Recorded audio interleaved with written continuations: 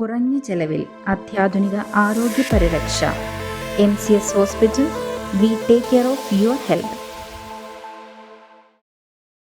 Valakom branch കനാലിൽ വെള്ളമെത്താത്തതിൽ പ്രതിഷേധവുമായി ജനപ്രതിനിധികൾ. ജില്ലാ പഞ്ചായത്ത് മെമ്പർ മാത്യൂസ് വർക്കിയുടെ നേതൃത്വത്തിൽ പെരിയാർ വാലി എക്സിക്യൂട്ടീവ് എഞ്ചിനീയറെ ഉപരോധിച്ചു.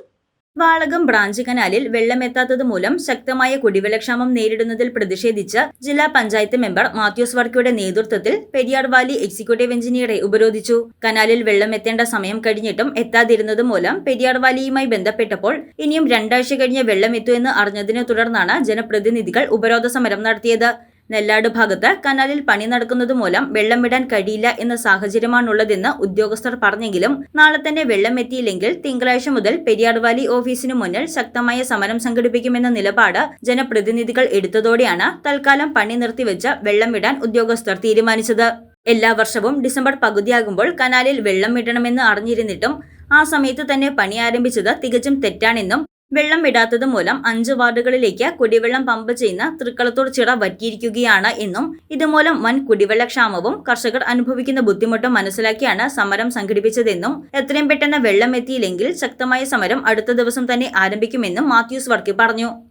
നാളെ വാളകം ബ്രാഞ്ച് കനാൽ തുറന്ന് കിട്ടാത്തൊരവസ്ഥയാണെങ്കിൽ തിങ്കളാഴ്ച ഈ ക്രിസ്മസിനോടനുബന്ധിച്ച് ആളുകൾക്ക് കുടിവെള്ളം ലഭ്യമാക്കുന്ന രീതിയിൽ അതിന് നടപടി ഉണ്ടായില്ലെങ്കിൽ ഉപവാസ സമരം തിങ്കളാഴ്ച രാവിലെ ആരംഭിക്കുമെന്ന് അറിയിച്ചിട്ടാണ് ഞങ്ങളിന്ന് ഈ ഓഫീസിൽ നിന്നും പിരിയുന്നത്. തീർച്ചയായും അനുകൂല നടപടി പെരിയാർ വാലിയുടെ ഭാഗത്തുനിന്നുണ്ടായി നാളെ Periyar valley canal Valakam branch canal തുറക്കുന്നതിനാവശ്യമായ നടപടി സ്വീകരിക്കുമെന്ന് ഞങ്ങൾ പ്രതീക്ഷിക്കുന്നു.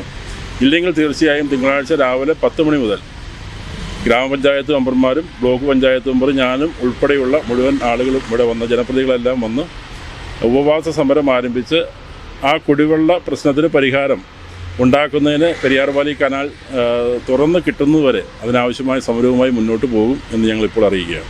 ബ്ലോക്ക് പഞ്ചായത്ത് മെമ്പർ ഫൈസൽ വടക്കനേത്ത്, പഞ്ചായത്ത് അംഗങ്ങളായ MC Vinayan, KP Joy, Sunil AC തുടങ്ങിയവർ ഉപരോധ സമരത്തിൽ പങ്കെടുത്തു.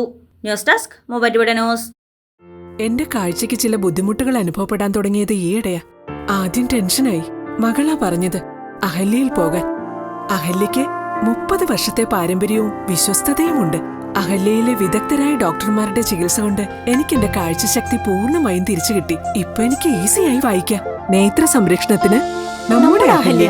അഹല്യ ഫൗണ്ടേഷൻ ഐ ഹോസ്പിറ്റൽ, കേരളത്തിൽ എല്ലായിടത്തും.